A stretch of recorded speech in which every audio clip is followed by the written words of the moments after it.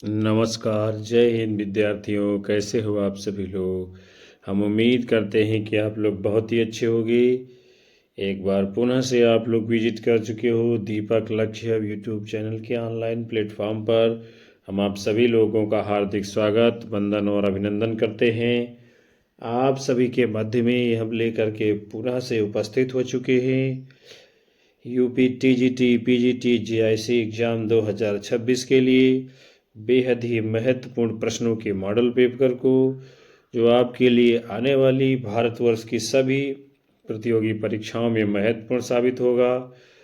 तो आप सभी एक बार सेशन को लाइक कमेंट कर शेयर कर दीजिए। हमारे चैनल के ऊपर पहली बार आए हो तो सब्सक्राइब करिए, बेल आइकन दबाइए, जिससे आने वाली ऐसी ही महत्वपूर्ण कक्षाओं का नोटिफिकेशन आपको मिलता रहेगा और ऐसी ही शानदार प्रश्नों की श्रृंखला आप तक पहुंचती रहेगी। तो फिर चलिए हम शुरुआत करते हैं आज के पहले प्रश्न के साथ में। क्या है? भारतेंदु के नाटकों का कालक्रम है 1857 से 1900 ईस्वी तक, 1857 से 1905 तक, 1857 से 1897, इनमें से कोई नहीं। भारतेंदु के नाटकों का कालक्रम यानी कब से कब तक माना जाता है, तो आपका जवाब होगा विकल्प ए यानी 1857 से 1900 तक। फिर है भारतेंद्र जी के पिता का नाम गोपाल चंद्र गिरधर दास, विद्यानिवास रामनिवास त्रिपाठी, इनमें से कोई नहीं। भारतेंद्र जी के पिता का क्या नाम है? गोपाल चंद्र गिरधर दास जी। हम लोग आगे बढ़ चलते हैं। अगला प्रश्न आप सभी के सामने है, सुमेलित कीजिए। क्या करना है? सुमेलित करना है। चलिए हम लोग मिलान करते हैं। नहुष गोपाल चंद्र गिरधर दास, जानकी मंगल शीतला प्रसाद त्रिपाठी, विद्या सुंदर भारतेंदु, प्रद्युम्न विजय गणेश कवि। आपका सही मिलान कर दिया गया है और ये सभी नाटक हैं। और कूट के रूप में जो आपका जवाब होगा वो आगे विकल्प ए उत्तर होगा। हम लोग आगे बढ़ेंगे। अगला प्रश्न आपके सामने है, निम्नलिखित में से कौन सी रचना भारतेंदु की नहीं है? भारत जननी, भारत दुर्दशा, अंधेर नगरी, वर्ष विद्या विनोद। जो रचना भारतेंदु जी की नहीं है, आपका उत्तर होगा विकल्प डी विद्या विनोद। ये रचना नहीं है। भारत जननी, भारत दुर्दशा, अंधेर नगरी, ये सभी रचनाएं यानी कि नाटक है भारतेंदु जी के हैं। उसके बाद अगला प्रश्न आप सभी के सामने है, भारतेंदु जी ने अपने किस नाटक में धर्म के नाम पर पशुबल का विरोध किया था? वैदिकी हिंसा, हिंसा नवत, विशेष विषमोधम, भारत दुर्दशा, इनमें से कोई नहीं। भारतेंदु जी ने अपने किस नाटक में धर्म के नाम पर पशुबल का विरोध किया है? तो आपका सही जवाब क्या होगा? वैदिकी हिंसा, हिंसा नवत में भारतेंदु जी ने धर्म के नाम पर जो पशुबल की जा रही थी उसका विरोध किया है। फिर भारतेंदु जी ने अपने किस नाटक में प्रेमा भक्ति को प्रतिष्ठित किया है? अंधेर नगरी, नील देवी, प्रेम जोगिनी, चंद्रावली नाटिका। भारतेंदु जी ने अपने किस नाटक में प्रेमा भक्ति को प्रतिष्ठित किया है? तो आपका उत्तर क्या होगा? नील देवी। किसमें प्रेमा भक्ति को प्रतिष्ठित किया है? नील देवी। फिर अगला प्रश्न है, भारतीय नारी के आदर्श को भारतेंदु जी ने किस नाटक में स्थापित किया है? सती प्रताप, नील देवी, प्रेम जोगिनी, चंद्रावली नाटिका। भारतीय नारी के आदर्श को भारतेंदु जी ने किस नाटक में उपस्थित किया है? तो आपका जवाब होगा नील देवी नाटक में। फिर है हनुमान नाटक के नाटककार हैं उदय प्राणचंद चौहान, शीतला प्रसाद, इनमें से कोई नहीं। हनुमान नाटक के जो है नाटककार कौन है? तो आपका उत्तर क्या होगा? उदय जी। वैसे तो हनुमान नाटक हृदय राम का जो है और यहाँ उदय दिया हुआ। आगे बढ़ेंगे। अगला प्रश्न आपके सामने है, इनमें से कौन सा भारतेंदु नाटककार नहीं है? बालकृष्ण भट्ट, राधाचरण गोस्वामी, प्रताप नारायण मिश्र, इनमें से कोई नहीं। भारतेंदु के नाटककार कौन नहीं है? तो क्या होगा आपका उत्तर? वैसे तो इसमें सभी हैं, होगा आपका उत्तर इनमें से कोई नहीं।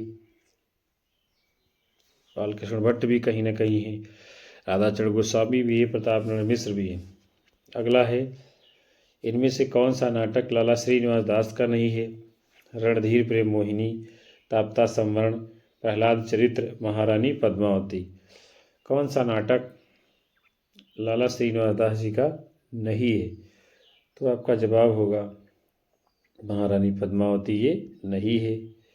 और रणधीर प्रेम मोहिनी, तप्ता संवरण, प्रहलाद चरित्र, ये सभी नाटक लाला श्रीनिवास दास के हैं। फिर अगला प्रश्न है, हिंदी नाटकों का विकास क्रम किस लेखक की रचनाओं से प्रारंभ होता है? भारतेंदु, उपेंद्र नाथ अश्क, जयशंकर प्रसाद, इनमें से कोई नहीं। हिंदी नाटकों का आरंभ किस लेखक की रचनाओं से प्रारंभ होता है? तो आपका जवाब क्या माना जाएगा? भारतेंदु जी की रचनाओं से हिंदी नाटकों का प्रारंभ माना जाता है। अगला प्रश्न आपके सामने है, विशस्य विषमोषधम नाटक की रचयिता का नाम बताइए। उपेंद्र नाथ अश्क, बालकृष्ण शर्मा नवीन, भारतेंदु, इनमें से कोई नहीं। विशस्य विषमोषधम नाटक की रचयिता कौन है? तो आपका जवाब क्या होगा? भारतेंदु हरिश्चंद्र जी। अगला, जानकी मंगल नाटक के रचनाकार हैं शीतला प्रसाद त्रिपाठी, शस्य प्रसाद त्रिपाठी, भारतेंदु, इनमें से कोई नहीं। जानकी मंगल नाटक की रचनाकार कौन है? तो आपका सही जवाब होगा शीतला प्रसाद त्रिपाठी जी। अगला प्रश्न आपके सामने है, संयोगिता स्वयंवर नाटक की रचयिता हैं राधा कृष्ण दास, भारतेंदु, श्रीनिवास दास, इनमें से कोई नहीं। संयोगिता स्वयंवर नाटक यानी कि किसका है? तो आपको बताना होगा। आपका उत्तर क्या होगा? लाला श्रीनिवास दास का नाटक है संयोगिता स्वयंवर। फिर अगला है, आपको सुमेलित करना है नाटक और नाटककारों के साथ में। तो देखते हैं हम लोग। अंधेर नगरी, ये तो भारतेंदु का है। फिर अमर सिंह राठौर, ये राधाचरण गोस्वामी का है। दुमदार आदमी, ये जीपी श्रीवास्तव का है नाटक। और दुखनी वाला राधा कृष्णदास का है। अंधेर नगरी भारतेंदु जी, अमर सिंह राठौर, राधाचरण गोस्वामी, दुमदार आदमी जीपी श्रीवास्तव, दुखनी वाला राधा कृष्ण दास। आपका सही मिलान कर दिया गया और कूट के रूप में आगे विकल्प भी आपका जवाब होगा। आगे बढ़ते हैं। अगला प्रश्न आपके सामने है, शेक्सपियर के अंग्रेजी नाटक मर्चेंट ऑफ वेनिस का भारतेंदु ने किस नाम से अनुवाद किया है? दुर्लभ बंधु, विद्यासुंदर, नीलदेवी, इनमें से कोई नहीं। शेक्सपियर के अंग्रेजी नाटक मर्चेंट ऑफ वेनिस का भारतेंदु जी ने किस नाटक से अनुवाद किया है? तो आपका जवाब होगा दुर्लभ बंधु नाम से अनुवाद किया है। अगला है, आषाढ़ का एक दिन नाटक के नाटककार हैं मोहन नागेश, भारतेंदु, कालिदास, इनमें से कोई नहीं। तो आषाढ़ का एक दिन के नाटककार कौन है? वो आपका जवाब होगा मोहन राकेश जी। अगला है, शकुंतला नाटक के रचयिता इनमें से कौन है? भारतेंदु, राजा लक्ष्मण सिंह, बद्रीनारायण चौधरी प्रेमघन, इनमें से कोई नहीं। शकुंतला नाटक की रचयिता कौन है? तो आपका उत्तर क्या होगा? राजा लक्ष्मण सिंह ने लिखा है शकुंतला नाटक। अगला है, सुमेलित कीजिए। देखते हैं कौन सा नाटक किसका है। तो माडा कैक्टस लक्ष्मीनारायण लाल का है, अंधेर नगरी भारतेंदु का है, स्कंदगुप्त जयशंकर प्रसाद का है और आषाढ़ का एक दिन मोहन राकेश का नाटक है। आपका सही मिलान कर दिया गया है और जवाब कौन सा माना जाएगा? तो कूट सी आपका आगे उत्तर होगा, विकल्प सी। अगला प्रश्न है, जयशंकर प्रसाद के नाटकों को काल क्रम के अनुसार आपको लगाना है। सभी नाटक आपके सामने हैं, 4 विकल्प आपके सामने हैं। बताना है कौन सा नाटक पहले आएगा, कौन सा बाद में आएगा। तो इस प्रश्न के लिए आपका सही उत्तर क्या होगा? क्या होगा आपका जवाब? तो आपका उत्तर होगा विकल्प ए इस प्रश्न के लिए, यानी पहले अजातशत्रु का प्रकाशन, फिर स्कंदगुप्त का, फिर एक घूंट का, उसके बाद में द्रुस्वामिनी का प्रकाशन हुआ है। अगला है, जैसे को तैसा नाटक के नाटककार हैं गोपाल राम गहमरी, भारतेंदु, जयशंकर प्रसाद, इनमें से कोई नहीं। जैसे को तैसा नाटक के नाटककार कौन है? गोपाल राम गहमरी जी। अगला है, सुमेलित कीजिए नाटक है और नाटककार को आपको क्या करना है? मिलान करना है। देखते हैं हम सभी लोग कौन सा नाटक किसका है। तो धर्मालाप ये राधा कृष्ण दास का है, द्रुस्वामिनी जयशंकर प्रसाद का है, सन्यासी लक्ष्मीनारायण मिश्र का है, रक्षाबंधन हरिकृष्ण प्रेमी का है। इनमें से आपको धर्मालाप राधा कृष्ण दास और सन्यासी लक्ष्मीनारायण मिश्र तो ज़रूर ही याद रखना, बाकी आपको पता ही है पहले से। तो आपका मिलान कर दिया गया है और कूट के रूप में जो आगे जवाब होगा वो विकल्प डी आपका उत्तर होगा। फिर अगला प्रश्न आपके सामने है, निम्नलिखित कथनों पर विचार कीजिए। बताइए कौन से कथन सत्य हैं कि असत्य हैं। तो क्या इसमें पूछा जा रहा है? प्रसाद युगी नाटक भारतीय एवं पाश्चात्य नाट्य कला का समन्वय है। बिल्कुल ठीक बात है। ये विशेषता है प्रसाद युगी नाटकों की कि भारतीय और पाश्चात्य नाट्य कला का यहाँ पर क्या किया गया है? समन्वय किया गया। आप ये समझ सकते हो कि ये बड़ी ही महत्वपूर्ण विशेषता है प्रसाद युग के नाटकों की। फिर प्रसाद जी के नाटक तो प्रसादांत हैं, ये भी बात बिल्कुल सही है। यानी जो प्रसाद युग के नाटक है ना सुखांत है ना दुखांत है, बल्कि प्रसादांत है। तो ये दोनों विशेषताएं हैं आपकी प्रसाद युगी नाटकों में। विकल्प सी आपका 1 और 2 जवाब होगा। और आप अपने LT मेन एग्जाम में भी, KBS NBS में भी आप इस प्रकार से आप इन बातों को लिखकर अपने उत्तर को व्याख्यायित कर सकते हैं। अगला है, स्वप्नभंग नाटक के नाटककार हैं हरिकृष्ण प्रेमी, जयशंकर प्रसाद, हरिशंकर परसाई, इनमें से कोई नहीं। स्वप्नभंग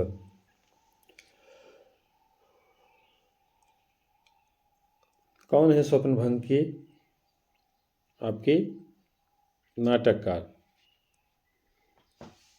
तो आपका जवाब क्या होगा? हरिकृष्ण प्रेमी जी का नाटक है स्वप्नभंग। अगला है, इनमें से कौन सा प्रसादोत्तर नाटक नहीं है? द्रौपदी, बंधन अपने अपने, दरिंदे, अंधेर नगरी। तो प्रसादोत्तर नाटक इनमें से कौन सा नहीं है? तो आपका जवाब होगा अंधेर नगरी। ये तो जो है भारतेंदुगीन नाटक है और बाकी द्रौपदी, दरिंदे, बंधन अपने अपने, ये सब प्रसादोत्तर युगीन हो जाएंगे। अगला है, निम्नलिखित में से प्रसादोत्तर नाटक है तीसरा हाथी, बिन बाती के दीप, सेतुबंध, ये सभी। तो क्या होगा इसमें जवाब? ये सभी, अर्थात तीसरा हाथी, सेतुबंध, बिन बाती के दीप, ये सभी प्रसादोत्तर नाटक हैं। अगला है, पूंजीवाद और भ्रष्टाचार को लक्ष्मीनारायण लाल ने किस नाटक में जगह दी है? मिस्टर अभिमन्यु, शगुन पंछी, सूर्यमुख, व्यक्तिगत। पूंजीवाद और भ्रष्टाचार को किस जो है नाटक में लक्ष्मीनारायण लाल जी ने जगह प्रदान की है? तो आपका जवाब क्या होगा? मिस्टर अभिमन्यु में पूंजीवाद और भ्रष्टाचार को दिखाया है लक्ष्मीनारायण लाल जी ने। अगला, अंधेर नगरी नाटक को भारतेंदु जी ने कब रचना की है? 1881, 1882, 1883, 1884। तो अंधेर नगरी का जो है प्रकाशन वर्ष कब होता है? 1881 ईस्वी में। कब होता है? 1881 ईस्वी में। उसके बाद में अगला प्रश्न है, चंद्रगुप्त नाटक के रचनाकार प्रसाद जी ने इसकी रचना कब की है? 1930, 1931, 1932 और 19, इनमें से कोई नहीं। चंद्रगुप्त नाटक की रचना प्रसाद जी ने कब की है? तो आपका जवाब क्या होगा? 1931 ईस्वी में चंद्रगुप्त नाटक का प्रकाशन यानी माना जाता है हुआ है। उसके बाद में अगला प्रश्न आप सभी के सामने है। अंधा युग किस काल का नाटक है? भारतेंदु युगीन, द्विवेदी युगीन, प्रसाद युगीन, प्रसादोत्तर युगीन। किस युग का नाटक है अंधा युग? तो आपका जवाब क्या होगा? प्रसादोत्तर युगीन में आएगा अंधा युग। अगला प्रश्न है, हिंदी प्रदीप नामक मासिक पत्रिका का संपादन कार्य किसने किया है? बालकृष्ण भट्ट, भारतेंदु, रामचंद्र शुक्ल, इनमें से कोई नहीं। हिंदी प्रदीप ये पत्रिका है, कैसी पत्रिका है? मासिक है, और इसका संपादन कार्य किसने किया है? तो आपका जवाब क्या होगा? पंडित बालकृष्ण भट्ट जी ने हिंदी प्रदीप का संपादन कार्य किया है। अगला है, डॉक्टर नगेंद्र किस युग के निबंधकार हैं? शुक्ल युग, शुक्लोत्तर युग, भारतेंदु युग, द्विवेदी युग। किस युग के निबंधकार हैं डॉक्टर नगेंद्र जी? तो आपका जवाब क्या होगा? शुक्लोत्तर युग में आएंगे डॉक्टर नगेंद्र। किसमें? शुक्लोत्तर युग में।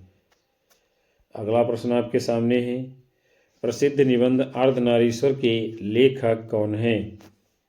रामधारी सिंह दिनकर, मैथिली शरणगुप्त, जयशंकर प्रसाद, इनमें से कोई नहीं। अर्धनारीश्वर ये निबंध है, किसका है? रामधारी सिंह दिनकर जी का। फिर है, प्रगति और परंपरा नामक निबंध के निबंधकार कौन हैं? रामविलास शर्मा, बालकृष्ण शर्मा, राम कुमार वर्मा, नलिन विलोचन शर्मा। प्रगति और परंपरा ये जो निबंध है किसने लिखा है? तो आपका जवाब क्या होगा? रामविलास शर्मा जी ने। फिर अगला है, क्या करना है? यहाँ पर आपको सुमेलित करना है। निबंध दिए गए हैं और निबंधकारों के साथ में आपको करना है मिलान। चलिए हम लोग करते हैं मिलान। पृथ्वीपुत्र वासुदेव शरण अग्रवाल सही है। विचार विवेचन डॉक्टर नगेंद्र का सही है। हमारी सांस्कृतिक एकता रामधारी सिंह दिनकर सही है। प्रगति और परंपरा रामविलास शर्मा का निबंध है, सही है। तो ये आपका सही मिलान कर दिया गया है। और कूट के रूप में आगे विकल्प कौन सा आपका उत्तर होगा वो विकल्प ए माना जाएगा। आगे बढ़ते हैं। अगला प्रश्न आपके सामने है। यहाँ भी आपको क्या करना है? सुमेलित करना है। क्या करना है? सुमेलित करना है। बताना है कौन सा लेखक जो है किस युग में आएगा। तो रामविलास शर्मा ये शुक्ल युग में आएंगे। किस में आएंगे? एक मिनट पुनः देखते हैं। जो रामविलास शर्मा है आपके, वो किस में आएंगे? वो आएंगे शुक्लोत्तर युग में। आचार्य रामचंद्र शुक्ल ये जो है किस में आएंगे? तो ये आएंगे शुक्ल युग में। फिर हजारी प्रसाद द्विवेदी किस में आएंगे? तो ये द्विवेदी युग में आएंगे। बालकृष्ण भट्ट भारतेंदु युग में आएंगे। अब सही है।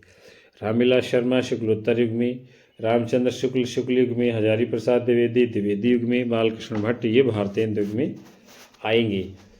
तो आपका मिलान क्या कर दिया गया है? उत्तर आपका इसमें कौन सा सही होगा? विकल्प भी आपका जवाब होगा।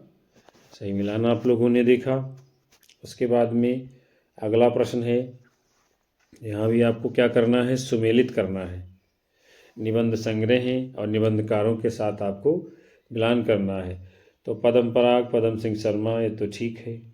गोबर गणेश संगीता चंद्रधर शर्मा गुलेरी ये भी ठीक है। अशोक के फूल हजारी प्रसाद द्विवेदी का निबंध संग्रह है। और मातृभूमि ये वासुदेव शरण अग्रवाल का है। आपको ध्यान में रखना है मातृभूमि किसका है? वासुदेव शरण अग्रवाल का है। तो ये आपका सही मिलान कर दिया गया और विकल्प ए कूट आपका जवाब होगा। फिर आगे बढ़ेंगे। अगला प्रश्न आपके सामने है। शुक्ल जी के निबंध किस पुस्तक में संकलित हैं? चिंतन, चिंतामणि, चिरंजीव, इनमें से कोई नहीं। तो शुक्ल जी के निबंध किस में संग्रहित हैं? तो आपका उत्तर होगा चिंतामणि निबंध संग्रह में। अगला है, ब्राह्मण पत्रिका के संपादक कौन हैं? प्रताप नारायण मिश्र, रामचंद्र शुक्ल, जयशंकर प्रसाद, हजारी प्रसाद द्विवेदी। ब्राह्मण पत्रिका के संपादक कौन हैं? तो आपका जवाब होगा पंडित प्रताप नारायण मिश्र जी। अगला है, शिव शंभू का चिट्ठा के लेखक कौन है? बाल मुकुंद गुप्त, रामधारी सिंह दिनकर, राधाचरण गोस्वामी, इनमें से कोई नहीं। शिव शंभू का चिट्ठा किसने लिखा है? तो आपका उत्तर क्या होगा? बालकृष्ण यानी बाल मुकुंद गुप्त जी हैं, शिव शंभू का चिट्ठा के लेखक हैं। अगला प्रश्न आपके सामने है, सुमेलित कीजिए। क्या करना है? सुमेलित करना है। पत्र पत्रिकाएं हैं और उनके संपादकों के साथ आपको करना है मिलान। चलिए हम लोग देखते हैं। सबसे पहले सरस्वती पत्रिका है, संपादक कौन रहे हैं? महावीर प्रसाद द्विवेदी जी। फिर हरिश्चंद्र मैगजीन है, संपादक हैं भारतेंदु हरिश्चंद्र जी। ब्राह्मण के प्रताप नारायण मिश्र हैं, हिंदी प्रदीप के बालकृष्ण भट्ट हैं। आपका सही मिलान कर दिया। कूटे आपका आगे जवाब होगा।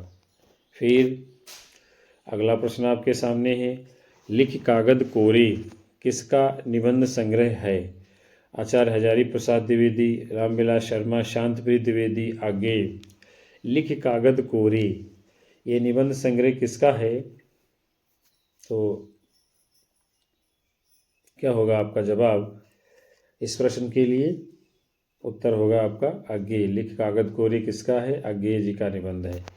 अगला है, कौन तू फुलवा बीनन हारी किसका निबंध संग्रह है? आगे हजारी प्रसाद द्विवेदी, विवेकी राय, विद्यानिवास मिश्र। कौन तू फुलवा बीनन हारी, ये निबंध संग्रह किसका है? विद्यानिवास मिश्र जी का है। किसका? विद्यानिवास मिश्र जी का है। अगला है, आस्था के चरण में डॉक्टर नगेंद्र के कुल कितने निबंध संकलित हैं? 50, 75, 100, 101। आस्था के निबंध, ये निबंध संग्रह है, इसमें डॉक्टर नगेंद्र के कुल कितने निबंध संग्रहित हैं? तो आपका उत्तर क्या होगा? इसमें लगभग 100 निबंध संग्रहित हैं डॉक्टर नगेंद्र जी के किसमें? आस्था के चरण निबंध संग्रह में। अगला है, सुमेलित कीजिए, बताइए कौन सा निबंध संकलन किस निबंधकार का है? देखते हैं हम लोग। तो सबसे पहले है शैतान के बहाने, ये निबंध संकलन किसका है? रमेश चंद्र शाह का, शैतान के बहाने। फिर है यथासंभव, यथासंभव किसका है? शरद जोशी जी का है। फिर है शोक सभा, शोक सभा ये जो है निबंध किसका है? शोक सभा, तो ये होगा आपके रविन्द्रनाथ त्यागी का। और विराम चिन्ह डॉक्टर रामविलास शर्मा का है। तो आपको ध्यान में रखना है, शैतान के बहाने किसका है निबंध संकलन? रमेश चंद्र शाह का। यथासंभव शरद जोशी का है। और शोक सभा रविन्द्रनाथ त्यागी का है। विराम चिन्ह डॉक्टर रामविलास शर्मा जी का है। तो ये आपका सही मिलान कर दिया गया है और विकल्प कूट के रूप में आपका ए जवाब आगे होगा। फिर अगला प्रश्न है, निम्नलिखित में से कौन सा कथन असत्य है उसे आपको बताना है, यानी गलत कौन सा है। देखते हैं हम लोग कौन सा असत्य है, गलत है। तो जम्बुक कुबेरनाथ राय का ललित निबंध है, ये बिल्कुल सही है। जम्बुक कुबेरनाथ राय का ललित निबंध है। सोने की लूट विवेकी राय का ललित निबंध है, ये भी सही है। सोने की लूट विवेकी राय का ललित निबंध है। प्रिया नीलकंठी हजारी प्रसाद द्विवेदी का ललित निबंध है, यही गलत है। प्रिया नीलकंठी हजारी प्रसाद द्विवेदी जी का नहीं है। आम्र मंजरी विद्यानिवास मिश्र का ललित निबंध है, ये भी सही है। और आप सभी को बताना है प्रिया नीलकंठी किसका फिर ललित निबंध है। जम्बुक कुबेरनाथ राय, सोने की लूट विवेकी राय, आम्र मंजरी विद्यानिवास मिश्र सही है। उसके बाद में अगला प्रश्न आपके सामने है, निबंध संकलन है और निबंधकारों के साथ आपको सुमेलित करना है, मिलान करना है। देखते हैं हम सभी लोग कौन सा किसका है। तो शिव शंभू का चिट्ठा बाल मुकुंद गुप्त आप सबको पता है। रसज्ञ रंजन महावीर प्रसाद द्विवेदी, ये भी आप जानते हैं। गद्य कुसुमावली ये किसका है? तो गद्य कुसुमावली आपका जाएगा भारतेंदु, किसका जाएगा गद्य कुसुमावली? भारतेंदु हरिश्चंद्र जी का। इसमें थोड़ा गड़बड़ लग रहा है हमको। शिव शंभू का चिट्ठा तो ये तो कन्फर्म है, बाल मुकुंद गुप्त का है। रसज्ञ रंजन ये भी किसका है? ये आपका महावीर प्रसाद द्विवेदी का सही है।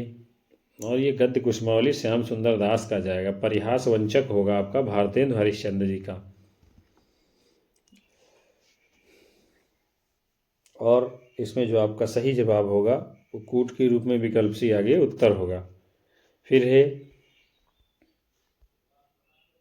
कौन सा निबंध हजारी प्रसाद द्विवेदी जी का नहीं है, बताना है आपको। कविता क्या है? कविता का भविष्य, अशोक के फूल, इनमें से कोई नहीं। कौन सा जो निबंध है हजारी प्रसाद द्विवेदी जी का नहीं है, तो आपका उत्तर क्या होगा? विकल्प ए, कविता क्या है। और बाकी कविता का भविष्य, अशोक के फूल, ये दोनों निबंध हजारी प्रसाद द्विवेदी जी के हैं। कविता क्या है, निबंध किसका है, आप सभी को कमेंट करके बताना है। फिर अगला प्रश्न है, सुमेलित कीजिए। क्या करना है? सुमेलित कीजिए, बताइए कौन सी कृति किस लेखक की है। तो सबसे पहले क्या है? पूर्वोदय है। पूर्वोदय किसका है? जैनेन्द्र कुमार का है। रसमीमांसा आचार्य रामचंद्र शुक्ल का है। श्रृंखला की कड़ियाँ महादेव वर्मा का है। और संस्कृति के 4 अध्याय ये जो है रामधारी सिंह दिनकर जी का है। यानी पूर्वोदय जैनेन्द्र कुमार, रसमीमांसा रामचंद्र शुक्ल, श्रृंखला की कड़ियाँ महादेवी वर्मा, संस्कृति के 4 अध्याय रामधारी सिंह दिनकर। आपका सही मिलान कर दिया गया है। और जो आपका उत्तर होगा कूट के रूप में विकल्प डी जवाब माना जाएगा। आगे बढ़ते हैं। अगला प्रश्न है, निबंधकार हैं और उनके युग से आपको सुमेलित करना है। कौन सा निबंधकार किस युग में आएगा? तो सबसे पहले कौन है? बाल मुकुंद गुप्त जी हैं। बाल मुकुंद गुप्त जी ये किस में आएंगे? तो बाल मुकुंद गुप्त को अगर सही में देखा जाए तो ये आपके आ जाएंगे द्विवेदी युग में। फिर श्याम सुंदर दास जी हैं, ये किस में आएंगे? तो ये भी अगर असल में देखा जाए तो किस में चले जाएंगे? ये श्याम सुंदर दास जी ये किस में चले जाएंगे? इसमें विकल्प इधर की गलत दिए हुए हैं। बाल मुकुंद गुप्त भी जो है द्विवेदी युग में है, श्याम सुंदर दास भी द्विवेदी युग में जाएंगे।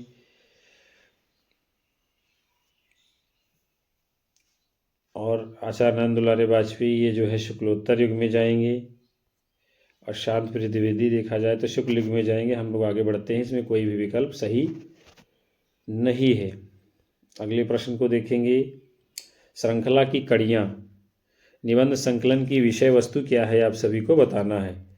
नारी विमर्श, समाज सुधार, दलित विमर्श, राजनीतिक चेतना। श्रृंखला की कड़ियाँ ये जो निबंध संकलन है इसका मूल विषय क्या है? तो आपका उत्तर क्या होगा? नारी विमर्श है। फिर है अनुसंधान और आलोचना किसका निबंध है? रामविलास शर्मा, नंदुलारे वाजपेयी, डॉक्टर नगेंद्र, शांतप्रिय द्विवेदी। अनुसंधान आलोचना ये निबंध संग्रह किसका है? डॉक्टर नगेंद्र का है, अनुसंधान और आलोचना। फिर रस आखेटक इनमें से किसका निबंध है? विद्यानिवास मिश्र, हजारी प्रसाद द्विवेदी, सरदार पूर्ण सिंह, इनमें से कोई नहीं। रस आखेटक ये किसका निबंध है? तो आपका जवाब क्या माना जाएगा? रस आखेटक।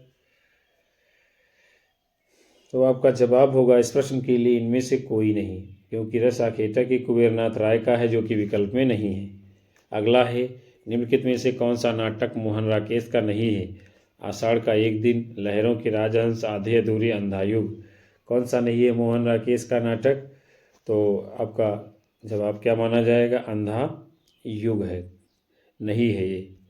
फिर आषाढ़ का एक दिन, आधे अधूरे, लहरों के राजहंस, से सभी नाटक मोहन राकेश जी के हैं।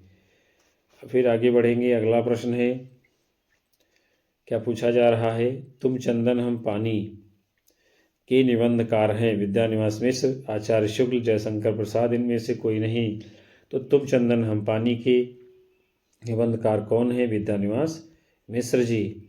अगला है, कुटज के निबंधकार हैं हजारी प्रसाद द्विवेदी, महावीर प्रसाद द्विवेदी, कुबेरनाथ राय, इनमें से कोई नहीं। कुटज के निबंधकार कौन है? तो आपका उत्तर क्या होगा? हजारी प्रसाद द्विवेदी जी। आगे बढ़ते हैं। फिर अगला प्रश्न है, दुखी वो है जिसका मन परवश में है, जो दूसरों की खुशामद करता है, दांत निपोरता है, चाटुकारिता करता है, दूसरों का फंसाने का जाल बिछाता है। कुटज इन सबसे मुक्त है, वो वैरागी है। उपरोक्त निबंध किस यानी कथन किस निबंध से लिया गया है? कुटज, अशोक के फूल, देवदास, आम फिर बौरा गए। तो क्या होगा इस प्रश्न का सही जवाब? आपका उत्तर होगा विकल्प ए, यानी कि कुटज निबंध में ये बात कही जा रही है कि दुखी वो है जिसका मन परवश में है, जो दूसरों की खुशामद करता है, दांत निपोड़ता है, चाटुकारिता करता है, दूसरों को फंसाने का जाल बिछाता है। कुटज इन सबसे मुक्त है, वो बैरागी है। ये जो है कुटज निबंध का अंश है। उसके बाद में अगला प्रश्न आपके सामने है, आचार्य भाजारी प्रसाद द्विवेदी के निबंधों की शैली है विचारात्मक शैली, आलोचनात्मक शैली, भावात्मक शैली, ये सभी। तो आचार्य हजारी प्रसाद द्विवेदी के निबंधों की कौन सी शैली है? तो उत्तर आपका क्या होगा? आलोचनात्मक शैली है। वैसे तो लगभग सभी शैलियाँ सभी निबंधकारों में पाई ही जाती हैं, लेकिन मुख्य क्या है? आलोचनात्मक शैली। फिर अगला है, आचार्य महावीर प्रसाद द्विवेदी ने किसके निबंधों का हिंदी अनुवाद किया है? बेकन, चार्ल्स फ्रांसिस, फ्रेडरिक, इनमें से कोई नहीं। आचार्य महावीर प्रसाद द्विवेदी ने किसके निबंधों का हिंदी अनुवाद किया है? तो आपका उत्तर होगा विकल्प ए, बेकन के निबंधों का अनुवाद महावीर प्रसाद द्विवेदी ने किया है। बेकन विचार रत्नावली के नाम से लिखा है। फिर अगला है, भारतेंदु के निबंधकार नहीं हैं, आपको बताना है। राधाचरण गोस्वामी, बालकृष्ण शर्मा, प्रताप नारायण मिश्र, हजारी प्रसाद द्विवेदी, कौन नहीं है भारतेंदु के निबंधकार? तो आपका उत्तर क्या होगा? हजारी प्रसाद द्विवेदी जी। अगला प्रश्न है, हिंदी का प्रथम दुखांत नाटक माना जाता है प्रायश्चित, करुणालय, स्कंदगुप्त, इनमें से कोई नहीं। हिंदी का प्रथम दुखांत नाटक किसको माना जाता है? तो आपका जवाब क्या होगा? कौन सा है हिंदी का प्रथम दुखांत नाटक? तो इस प्रश्न में जो है जवाब आपका प्रायश्चित होना चाहिए। फिर अगला है, ध्रुवसामनी किसकी नाट्य कृति है? जयशंकर प्रसाद, रामधारी सिंह दिनकर, मोहन राकेश, इनमें से कोई नहीं। ध्रुवसामनी नाट्य कृति किसकी है? जयशंकर प्रसाद जी की।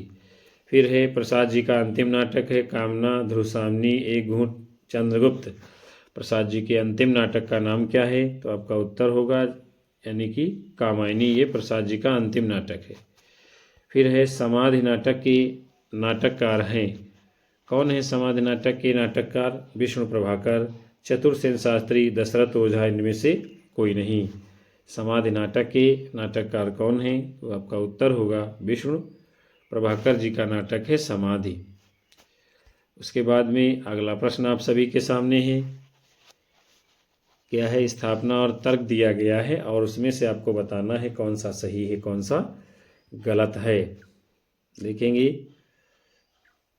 विद्यानिवास मिश्र जी के निबंधों में भारतीय संस्कृत के प्रति अगाध श्रद्धा और प्रेम दिखाई पड़ता है, तो यानी ये बात तो सही है। फिर है, लोक जीवन एवं लोक संस्कृति से मिश्र जी का गहरा लगाव था, ये भी बात सही है। ये दोनों विशेषताएं जो है विद्यानिवास मिश्र जी के निबंधों में पाई जाती हैं, यानी विद्यानिवास मिश्र जी के निबंधों में भारतीय संस्कृत के प्रति अगाध प्रेम श्रद्धा दिखाई पड़ती है। दूसरा है, लोक जीवन एवं लोक संस्कृत से मिश्र जी का गहरा लगाव है, अर्थात विकल्प ए आपका उत्तर होगा। इसमें कौन सा होगा? विकल्प ए आपका जवाब होगा, ये वाला। अगला, यदि प्रेम स्वप्न है तो श्रद्धा जागरण है, ये वाक्य किस प्रकार की शैली का है? समाज शैली, हास्यव्यंग्यपूर्ण शैली, भावात्मक शैली, गवेषणात्मक शैली। यदि प्रेम स्वप्न है तो श्रद्धा जागरण है, ये वाक्य जो है किस प्रकार की शैली का है? तो आपका उत्तर होगा ये समाज शैली। आप देख रहे हो समाज की जैसे बात इसमें की जा रही है एक वाक्य में।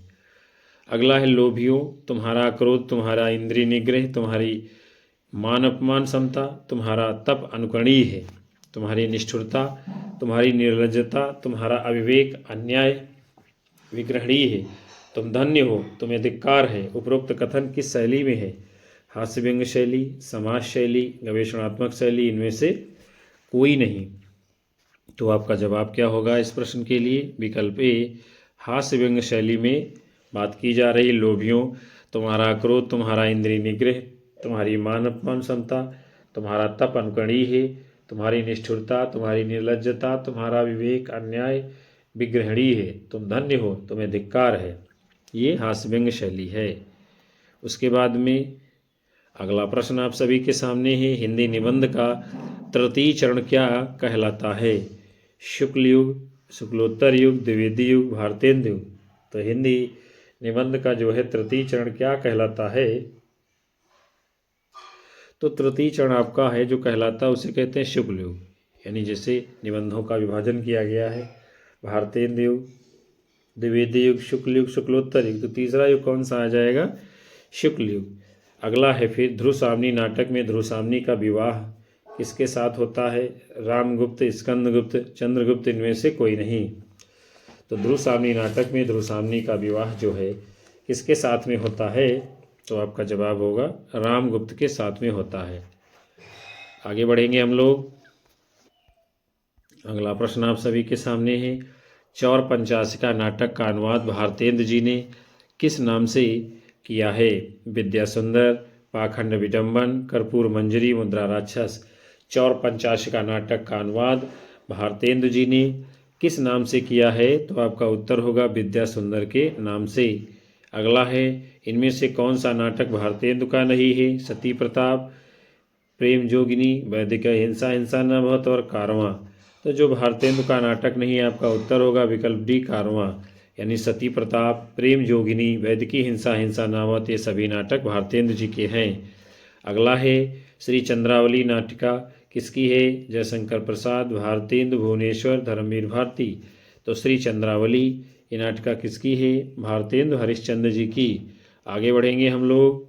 अगला प्रश्न है, 1900 से 1950 तक कालावधि को किस नाटककार के नाम से जाना जाता है?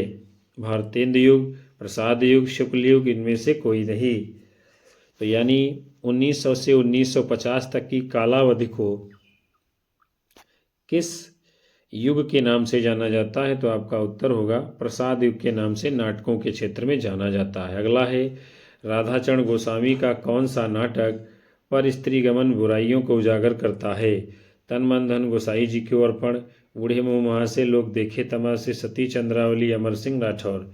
तो राधाचरण गोस्वामी जी का जो नाटक है तन मन धन गोसाई जी के अर्पण, तो उसमें क्या है? पर स्त्री गमन की बुराइयों को उजागर किया गया है।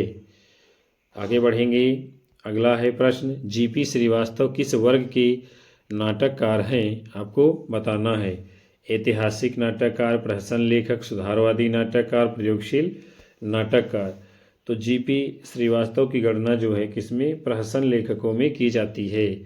अगला है, भारतेंदु काल के प्रहसनों की रचना का मूल उद्देश्य क्या था? लोगों का मनोरंजन करना, व्यंग के द्वारा समाज की कुरीतियों का समापन, नया प्रयोग करना, उपरोक्त सभी। तो इसमें आपका जवाब क्या होगा? उपरोक्त सभी विकल्प होगा। यानी लोगों का मनोरंजन करना, व्यंग के द्वारा समाज की कुरीतियों का समापन करना, नए प्रयोग करना, ये सभी विशेषताएं भारतेंदु काल के प्रहसनों के मूल उद्देश्य में देखने को मिलती हैं। और इससे भी आप जो है अपना जो लिखने वाला उत्तर होगा आपका, उसमें आप आराम से लिख सकते हैं इन 3 विशेषताओं के माध्यम से भारतेंदु के प्रहसनों का मूल उद्देश्य क्या था। हम लोग आगे बढ़ते हैं। आपका प्रश्न है, भारतेंदु के नाटकों में पाश्चात्य नाट्य कला के रचयिता कौन है? यानी क्या है इसमें तत्व होना चाहिए। भारतेंदु के नाटकों में पाश्चात्य नाट्य कला के तत्व होना चाहिए। अंतर्द्वंद, चरित्र चित्रण, कार्य व्यापार, ये सभी। तो इसमें उत्तर आपका क्या सही होगा? ये सभी। यानी जो भारतेंदु के नाटकों में पाश्चात्य नाट्य कला है तो वहाँ से अंतर्द्वंद, कार्य व्यापार और चरित्र चित्रण, ये सभी बातें ली गई हैं, पाई जाती हैं। अगला है, भारतेंदु जी ने अपने मौलिक और अनुदित नाटकों के द्वारा नई हिंदी को लोकप्रिय बनाया, पारसी रंगमंच का विरोध किया तथा प्राचीन नाटकों का उद्धार किया। ये कथन किस आलोचक का है? रामचंद्र शुक्ल, डॉक्टर नगेंद्र, रामविलास शर्मा, हजारी प्रसाद द्विवेदी। तो ये कथन है रामविलास शर्मा जी का। रामविलास शर्मा जी क्या कहते हैं? भारतेंदु जी ने अपनी मौलिक और अनुदित नाटकों के द्वारा नई हिंदी को लोकप्रिय बनाया, पारसी रंगमंच का विरोध किया तथा प्राचीन नाटकों का उद्धार किया? कौन कहता है? रामविलास शर्मा जी। आगे बढ़ेंगे। अगला प्रश्न है, प्रसाद के नाटकों के संबंध में कौन सा कथन असत्य है उसे आपको बताना है। उन्होंने ऐतिहासिक नाटकों की रचना की, सही है। उन्होंने अपने नाटकों को प्रसादांत बनाया, सही है। उन्होंने नाटकों में पाश्चात्य नाट्यकला के साथ साथ भारतीय नाट्यकला का समन्वय किया, ठीक है। उनके नाटकों में गीत नहीं, गलत बात है। उनके नाटकों में गीतात्मकता पाई जाती है, यानी ये भी विशेषता है प्रसाद जी के नाटकों की, तो आपको ये ध्यान में रखना है। उन्होंने ऐतिहासिक नाटक लिखे हैं, इनके नाटक प्रसादांत हैं और भारतीय तथा पाश्चात्य नाट्यकला का समन्वय प्रसाद जी के नाटकों में किया गया है। ये सारी बातें आपको ध्यान में रखनी है। इससे आप जो है प्रसाद जी के नाटकों के बारे में आप आराम से लिख सकते हो। अगला है, अधिकार सुख कितना मादक और सारहीन है। ये किस कथन, यानी ये कथन जो है प्रसाद के किस पात्र के द्वारा कहा गया है? चाणक्य, चंद्रगुप्त, स्कंदगुप्त, राजश्री। अधिकार सुख कितना मादक किंतु सारहीन है, ये बात कौन कहता है? स्कंदगुप्त कहता है कि अधिकार सुख कितना मादक और सारहीन है। आगे बढ़ते हैं। अगला प्रश्न आपके सामने है, अरुण यह मधुमय देश हमारा नामक गीत प्रसाद के किस नाटक में है? स्कंदगुप्त, चंद्रगुप्त, ध्रुव सामनी, अजातशत्रु। अरुण यह मधुमय देश हमारा, जहाँ पहुँच अनजान क्षितिज को मिलता एक सहारा, ये जो है प्रसाद के किस नाटक में गीत है? तो ये चंद्रगुप्त नाटक में गीत है। हम लोग बढ़ेंगे आगे। अगला प्रश्न आपके सामने है, प्रसाद जी के नाटक किस कारण से रंगमंच के अनुकूल नहीं है? आप सभी को बताना है। उसमें पात्रों की संख्या अधिक है, भाषा संस्कृत निष्ठ एवं संवाद बड़े बड़े हैं, फिर है दृश्यों की संख्या अधिक है, कई दृश्य रंगमंच को प्रस्तुत नहीं हो सकते, उपरोक्त सभी। तो क्या होगा इस प्रश्न का जवाब? बात है उपरोक्त सभी, ये सही होगी। ये सभी दोष पाए जाते हैं, आप कह सकते हो प्रसाद के नाटकों में कि उसमें पात्रों की संख्या अधिक है और संवाद संस्कृत निष्ठ है, संवाद बड़े बड़े हैं, दृश्यों की संख्या अधिक है और कई दृश्यों को रंगमंच पर प्रस्तुत नहीं कर सकते हैं। ये सभी दोष पाए जाते हैं प्रसाद के नाटकों में। अगला है, गांधी जी के असहयोग आंदोलन एवं रोलेट एक्ट को किस नाटक की विषय वस्तु बनाया गया है? सन्यासी, राजयोग, मुक्ति का रहस्य, राक्षस का मंदिर। क्या होगा इसका उत्तर? यानी विकल्प ए आपका जवाब होगा। सन्यासी नाटक में गांधी जी के असहयोग आंदोलन और रोलेट एक्ट को विषय बनाया गया है। किस नाटक में? सन्यासी नाटक में। फिर अगला प्रश्न आपके सामने है, ये तो हो गया है। विधवा विवाह एवं नारी उद्धार जैसे विषयों को लक्ष्मी नारायण मिश्र के किस नाटक में प्रस्तुत किया गया है? आधी रात, सन्यासी, राजयोग, सिंदूर की होली। विधवा विवाह और नारी उद्धार जैसे विषय लक्ष्मी नारायण मिश्र के, इसको किस नाटक में प्रस्तुत किया गया है? तो आपका उत्तर होगा सिंदूर की होली में विधवा विवाह और नारी उद्धार जैसे विषय दिखाए गए हैं। उसके बाद में अगला प्रश्न आप सभी के सामने है, प्रसादोत्तर नाटकों का प्रारंभ कब से माना जाता है? 1920 ईस्वी, 1936 ईस्वी, 1950 और 1975। प्रसादोत्तर नाटकों का प्रारंभ जो है कब से माना जाता है? तो आपका जवाब क्या होगा? विकल्प सी, 1950 ईस्वी के बाद। फिर है अगला, चंद्रगुप्त नाटक का रचना काल होगा। क्या है चंद्रगुप्त नाटक का रचना काल? 1920, 1931, 1951, 1965। चंद्रगुप्त नाटक ये जो है रचना काल कब है? 1931 ईस्वी में। फिर कौन सा पात्र अंधायुग में नहीं है? युयुत्सु, गांधारी, भीष्म पितामह, अश्वत्थामा। अंधायुग जो गीत नाट्य है धर्मवीर भारती जी का, इसमें कौन सा पात्र नहीं है? तो इसमें कौन नहीं है? आपका जवाब होगा भीष्म पितामह जो है नहीं है। युयुत्सु है, गांधारी है, अश्वत्थामा भी है। आगे बढ़ेंगे। अगला प्रश्न है, अश्वत्थामा का ब्रह्मास्त्र आधुनिक युग में किसकी याद दिलाता है? किसकी याद दिलाता है? परमाणुअस्त्रों के विध्वंसक स्वरूप की, घृणा का पूंजीभूत रूप और अश्वत्थामा की वीरता उपरोक्तों में से कोई नहीं। तो अश्वत्थामा का जो ब्रह्मास्त्र है वो आधुनिक युग में किसकी याद दिलाता है? परमाणुअस्त्रों के विध्वंसक रूप की। फिर आधे अधूरे की रचना मोहन राकेश ने किस वर्ष की है? 1960, 1969, 1979, 1950। आधे अधूरे ये नाटक है, इसकी रचना जो है कब की है मोहन राकेश जी ने? तो आपका जवाब क्या होगा? 1969 ईस्वी में आधे अधूरे नाटक की रचना मोहन राकेश जी ने की है। उसके बाद अगला प्रश्न है, भारतेंद्र जी का अंधेर नगरी इनमें से किस वर्ग का नाटक है? प्रहसन, भाड़, गीत नाट्य, वीथी। भारतेंद्र जी का जो अंधेर नगरी है ये किस वर्ग का नाटक है? तो आपका जवाब क्या होगा? ये प्रहसन की श्रेणी में आता है अंधेर नगरी। अगला, शासन यदि मेरी रचना पर रोक लगाएगा तो वो दूसरे राज्य में सप्तक स्वर में सुनी जाएगी, कथन किस नाटक के संदर्भ में है? आषाढ़ का एक दिन, लहरों के राजहंस, अंडे के छिलके, चंद्रगुप्त। क्या होगा इस प्रश्न का उत्तर? तो आपका जवाब होगा चंद्रगुप्त नाटक में ये बात की जा रही है कि शासन यदि मेरी रचना पर रोक लगाएगा तो वो दूसरे राज्य में सप्तक के स्वर में सुनी जाएगी। कौन कहता है? ये चंद्रगुप्त नाटक से कथन लिया गया है। आगे बढ़ते हैं। अगला प्रश्न आपके सामने है, ध्रुव सामनी नाटक की कथा वस्तु किस काल से संबंधित है? बौद्ध काल, गुप्त काल, कुषाण काल, मौर्य काल। तो ध्रुव सामनी नाटक की कथा वस्तु ये गुप्त काल से संबंधित है। किससे? गुप्त काल से। अगला है, प्रसाद का कौन सा नाटक अभिनय के लिए सबसे उपयुक्त माना जाता है? स्कंदगुप्त, चंद्रगुप्त, ध्रुव सामनी। और आपको जवाब करना है, प्रसाद का कौन सा नाटक जो है अभिनय की दृष्टि से सबसे सफल माना गया है? तो उसका नाम है ध्रुव सामनी। सबसे इनका सफल नाटक है अभिनय की दृष्टि से। आगे बढ़ेंगे। अगला प्रश्न आपके सामने है, महावीर प्रसाद द्विवेदी ने सरस्वती पत्रिका का संपादन भार कब संभाला था?